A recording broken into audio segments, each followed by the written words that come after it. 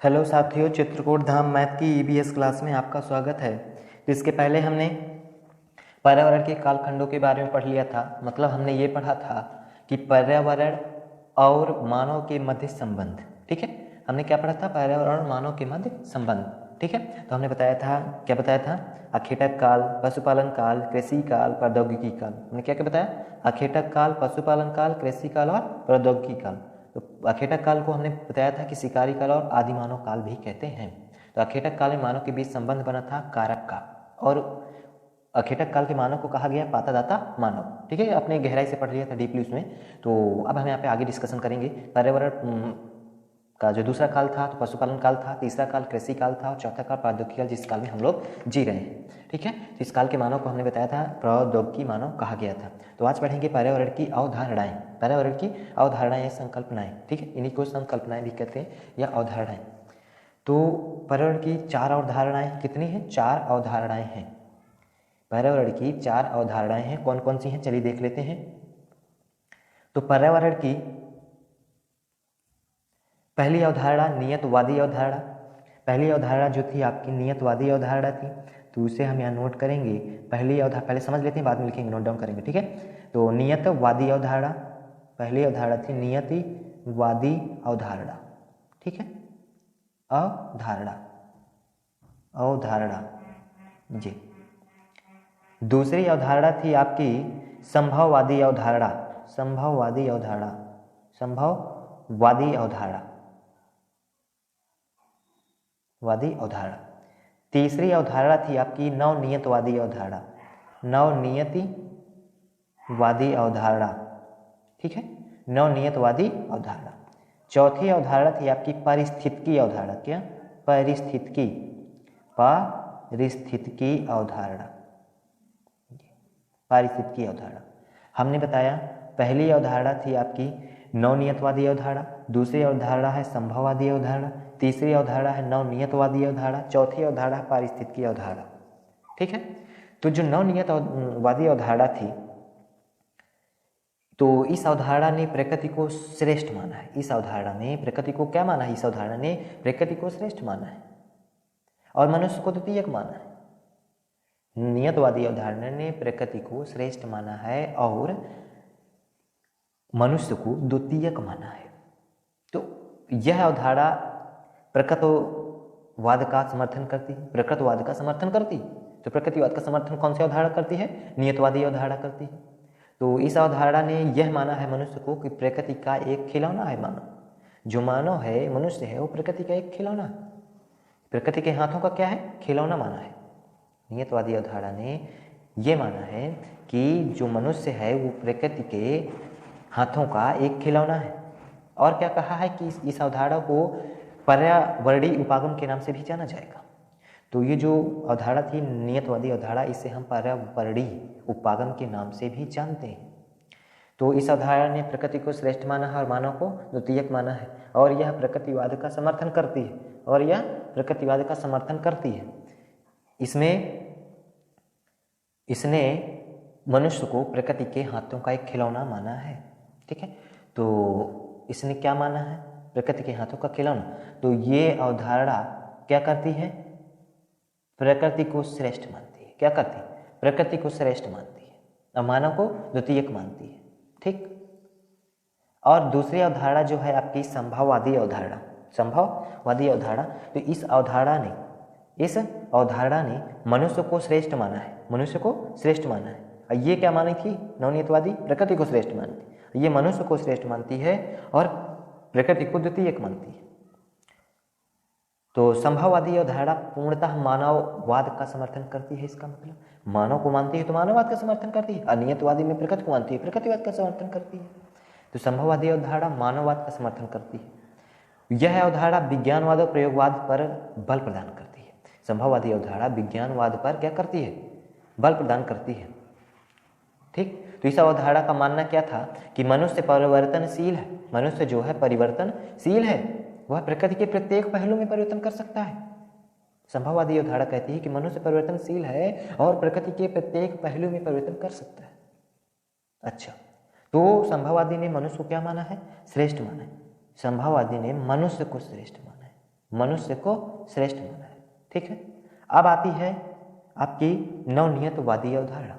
नवनियतवादी अवधारणा, ये जब अवधारणा आई तो इसने ये कहा कि प्रकृतिवाद और मनुष्य दोनों ही श्रेष्ठ नहीं है। इस अवधारणा ने कहा न तो प्रकृति श्रेष्ठ है न मनुष्य श्रेष्ठ, दोनों को अस्वीकार कर दिया। क्या कर दिया? अस्वीकार कर दिया। इस अवधारणा ने प्रकृति को और मनुष्य को दोनों को ही श्रेष्ठ नहीं माना, अस्वीकार कर दिया, श्रेष्ठ नहीं है। तो इसने प्रकृति और मनुष्य के मध्य संतुलन स्थापित करने का प्रयास किया। इसने जो है प्रकृति और मनुष्य के बीच संतुलन स्थापित करने का प्रयास किया है। इस अवधारणा का मानना यह था कि मनुष्य को प्रकृति में परिवर्तन करना चाहिए, मनुष्य को प्रकृति में परिवर्तन करना चाहिए, परंतु उस पर नकारात्मक प्रभाव नहीं पड़ना चाहिए। यदि नकारात्मक प्रभाव पड़ने लगे तो मनुष्य को प्रकृति के अनुसार ही हो जाना चाहिए। मनुष्य को फिर यदि नकारात्मक प्रभाव पड़ता है प्रकृति में तो मनुष्य को प्रकृति के अनुसार ही चलना चाहिए फिर। तो यह अवधारणा सतत विकास का बल प्रदान करती है। यह अवधारणा सतत विकास का बल प्रदान करती है। तो इस अवधारणा ने क्या किया? संतुलन स्थापित किया था। क्या किया था? संतुलन स्थापित किया था। दोनों प्रकृति मनुष्य को स्वीकार करके उनके बीच क्या किया? दोनों के बीच संतुलन स्थापित करना। क्या किया? संतुलन स्थापित किया। दोनों के बीच क्या किया? संतुलन स्थापित किया। ठीक है, संतुलन स्थापित किया। और क्या किया? सतत विकास का बल प्रदान किया कि सतत विकास जो है लगातार चलता जाएगा। क्या किया? सतत विकास का बल प्रदान किया। ठीक है, सतत विकास का बल प्रदान किया। जो आपकी अगली अवधारणा है पारिस्थितिकी अवधारणा, तो इस अवधारणा ने प्रकृति को श्रेष्ठ मान लिया। फिर ये जब अवधारणा आई तो इसने क्या किया? प्रकृति को श्रेष्ठ मान लिया और मनुष्य को प्रकृति का ही एक अंग बना दिया। अनियतवादी ने प्रकृति को श्रेष्ठ माना था और परिस्थिति में भी श्रेष्ठ मान लिया और मनुष्य को द्वितीयक न मान करके उसका क्या बना दिया? एक अंग बना दिया, अंग मान लिया प्रकृति का। ठीक है, तो इस अवधारणा का मानना है कि मनुष्य को समस्त परिवर्तन का अवसर स्वयं प्रकृति प्रदान करती है। तो इस अवधारणा ने यह मान लिया मनुष्य को कि समस्त परिवर्तन जो है का अवसर जो है प्रकृति प्रदान करती है मनुष्य को स्वयं। तो मनुष्य को समस्त परिवर्तन का अवसर प्रदान करने वाली क्या थी? प्रकृति थी। ठीक है, स्वयं प्रकृति प्रदान करती है परिवर्तन। तो इस परिस्थिति अवधारणा ने प्रकृति को श्रेष्ठ माना और मनुष्य को प्रकृति का ही एक अंग मान लिया। ठीक है, तो चलिए इसको आप समझ गए होंगे, नोट डाउन कर लेते हैं थोड़ा सा। चलिए,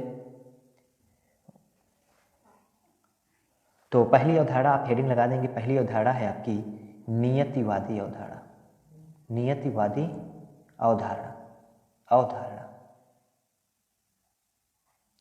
अवधारणा। ठीक है, नियतवादी अवधारणा। तो पहला पॉइंट है, इस अवधारणा ने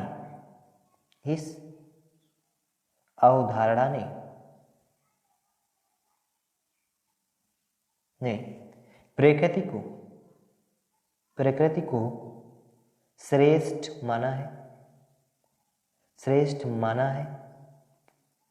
और मनुष्य को द्वितीयक माना है। ठीक, अगला पॉइंट है, यह अवधारणा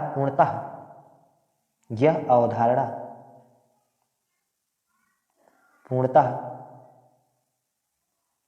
प्रकृतिवाद का समर्थन करती है।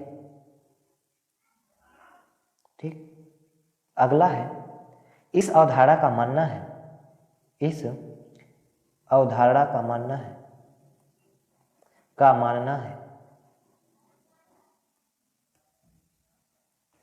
कि मनुष्य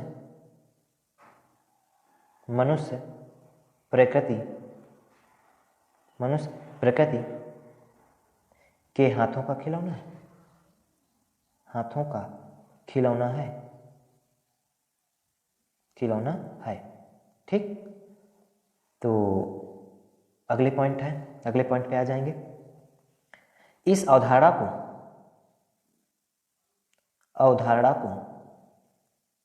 को को पर्यावरणीय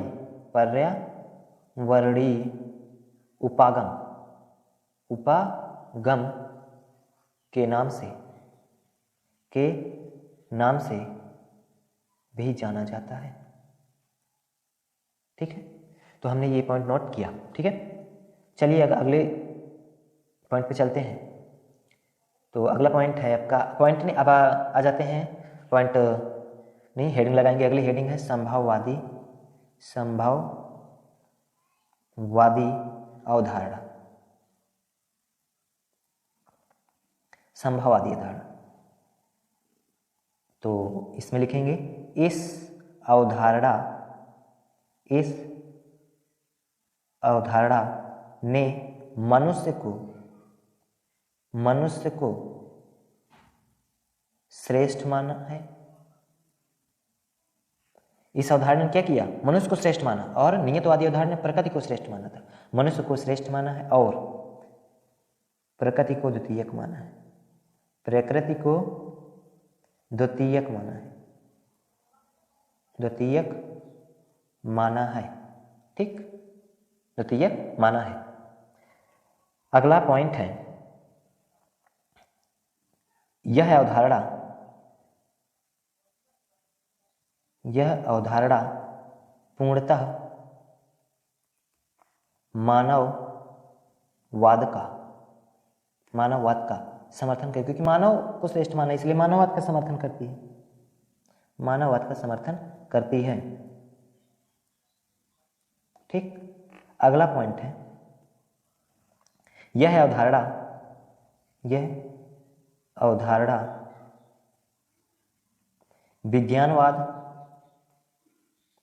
विज्ञानवाद और प्रयोगवाद पर बल प्रदान करती है। ठीक, अगला पॉइंट है, इस अवधारणा का मानना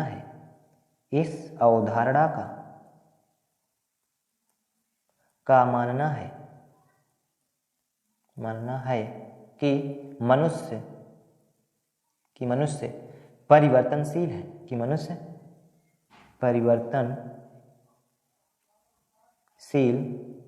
है और वह प्रकृति के प्रत्येक पहलू में परिवर्तन कर सकता है। ठीक है, तो आपने ये पॉइंट नोट किया। चलिए अगली अवधारणा पे आ जाते हैं। नवनियतवादी अवधारणा है आपकी अगली अवधारणा।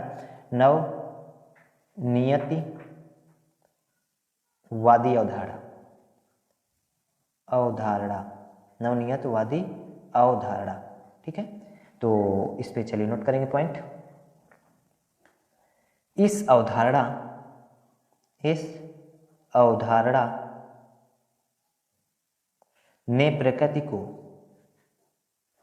ने प्रकृति और मनुष्य दोनों को श्रेष्ठ नहीं माना, या दोनों की श्रेष्ठता को इनकार कर दिया, अस्वीकार कर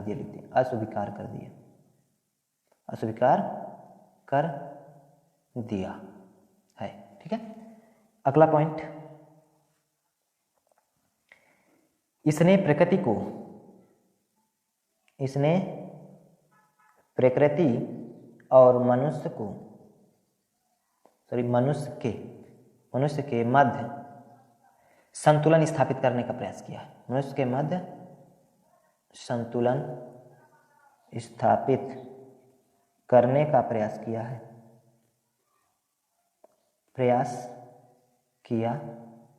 ठीक, अगला पॉइंट है, इस अवधारणा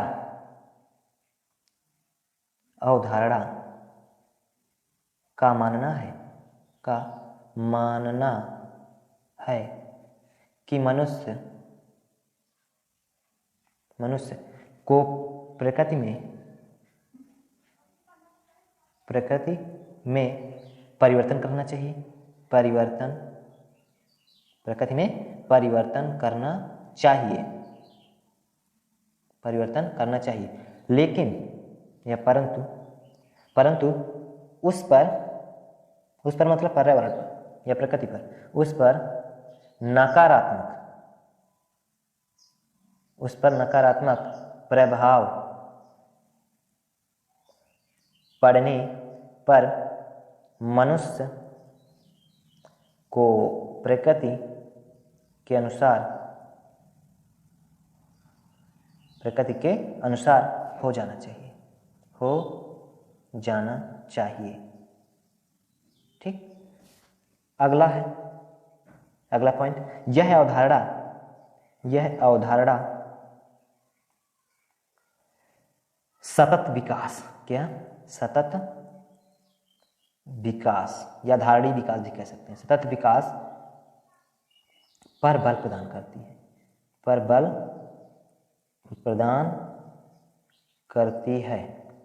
ठीक, पर बल प्रदान करती है। चलिए अगली अवधारणा नोट कर लेते हैं। अगली अवधारणा है आपकी पारिस्थितिकी अवधारणा। पारिस्थितिकी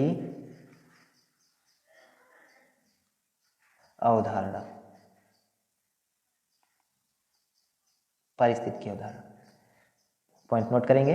इस अवधारणा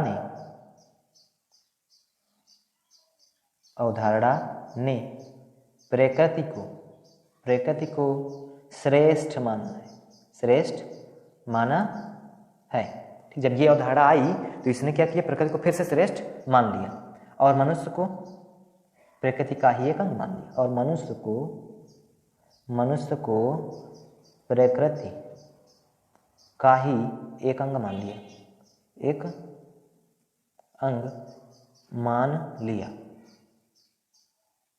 ठीक है। फिर इसने क्या किया, इस अवधारणा का मानना था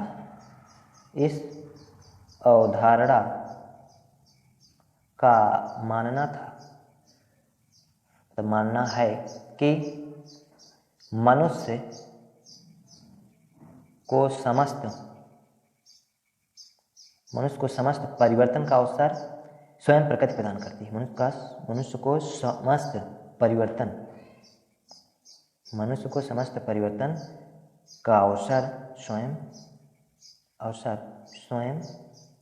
प्रकृति प्रदान करती है। ओके, तो हमने इन चारों बिंदुओं को पढ़ा, पारिस्थितिकी अवधारणा और आपकी नवनियतवादी अवधारणा, फिर इसके बाद आपने पढ़ा संभाववादी अवधारणा, फिर इसके बाद आपने पढ़ा नियतवादी अवधारणा। तो हमने नियतवादी अवधारणा, संभाववादी अवधारणा, नियतवादी अवधारणा और संभाववादी अवधारणा, नियतवादी अवधारणा, संभाववादी अवधारणा और नवनियतवादी अवधारणा, पारिस्थितिकी हमने पढ़ा अवधारणा। ठीक, तो नवनियतवादी अवधारणा में प्रकृति का समर्थन करती है, मतलब प्रकृतिवाद का समर्थन है, प्रकृति को श्रेष्ठ मान लिया था नियतवादी ने। फिर संभाववादी आई तो संभाववादी अवधारणा में मनुष्य को श्रेष्ठ माना, प्रकृति को द्वितीयक मान लिया। नवनियतवादी जब आई तो उसने प्रकृति को और मनुष्य को दोनों को ही श्रेष्ठ नहीं माना, स्वीकार कर दिया। इसने क्या किया, दोनों के बीच का संतुलन स्थापित किया, संतुलन बनाया। ठीक है, इसने पारिस्थितिकी अवधारणा जब आई तो इसने क्या किया कि फिर से प्रकृति को श्रेष्ठ मान लिया और मनुष्य को क्या कहा, मनुष्य प्रकृति का एक अंग है, प्रकृति के एक क्या है, अंग है। ठीक है, तो आपने ये अवधारणाओं के बारे में पढ़ा और समझा। ठीक है, तो चलिए नेक्स्ट क्लास में नेक्स्ट बार टॉपिक के बारे में चर्चा करेंगे। तो ओके, तो आज यहीं तक रखते हैं। ओके, थैंक यू, जय हिंद, जय भारत, थैंक्स।